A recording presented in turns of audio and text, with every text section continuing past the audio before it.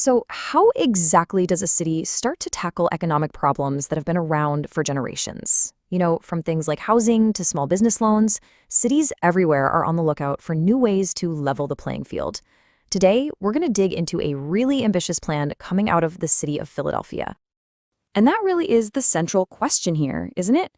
How can a city government step in and actively fight against financial inequality that's been baked into the system for decades? Well, Philadelphia thinks it might just have an answer. Okay, so to really get what Philadelphia is trying to do with their solution, you first have to understand the problem they're facing. And the official city ordinance, it lays it out in some pretty stark terms. Now, the wording here is so important. The city isn't just talking about, abstract market forces. No, it's straight up acknowledging a history where certain communities, especially Black and Latinx residents, were systematically blocked from the financial system.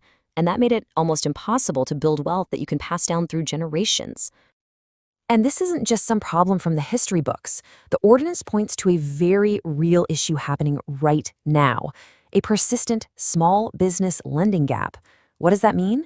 It means the people on the ground, the local entrepreneurs trying to create jobs and build up their neighborhoods, they just can't get the money they need to grow. All right, so you've got this problem clearly laid out. What do you do? Well, Philadelphia City Council came up with a solution, a brand new organization called the Philadelphia Public Financial Authority, or the PPFA for short. And let's be clear, this isn't just some proposal floating around. This is the real deal. It's law. On March 17th, 2022, the PPFA officially came into existence. So what is this thing exactly? Well, to put it simply, the PPFA is a new government authority. Its whole job is to funnel money and resources into projects that directly help the community, particularly for people who've been left behind by the traditional banking system. So, what is this new authority actually designed to do? Well, its mission is really broad, but at the same time, it has some very specific targets in mind. And when you look at the scope here, wow, it is huge. We're not just talking about a few small business loans. It's set up to fund everything from green energy and affordable housing to worker-owned co-ops and businesses that pay a living wage. This is a really comprehensive vision for what community development can look like. Okay, but a mission that ambitious needs a rock-solid structure, right? So how is the PPFA actually set up to pull all this off? The way they designed it is pretty unique. At the very heart of the PPFA is this two-board structure, and that's a key feature. It's meant to perfectly balance high-level governance with expert-driven, targeted financial strategy. So here's how it breaks down. You've got the board of directors, which handles the big picture governance and oversight. And then you have the policy board, which gets into the real nitty-gritty of all the financial decisions. This separation is designed to make sure that the financial strategy is always guided by that clear public mission. The main governing body, the board of directors, has 9 voting members. And the way they're appointed is all about creating balance. It's really a partnership. The city council suggests candidates, but the mayor makes the final appointments. And those staggered 6-year terms, that's actually crucial. It provides continuity and stability so the whole board doesn't change every time there's a new election. The policy board also has 9 members. But for this board, it's their qualifications that are really, really important. And this right here is the crucial point.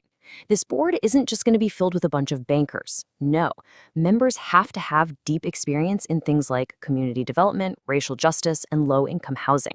It's a built-in way to keep the PPFA accountable to its actual mission.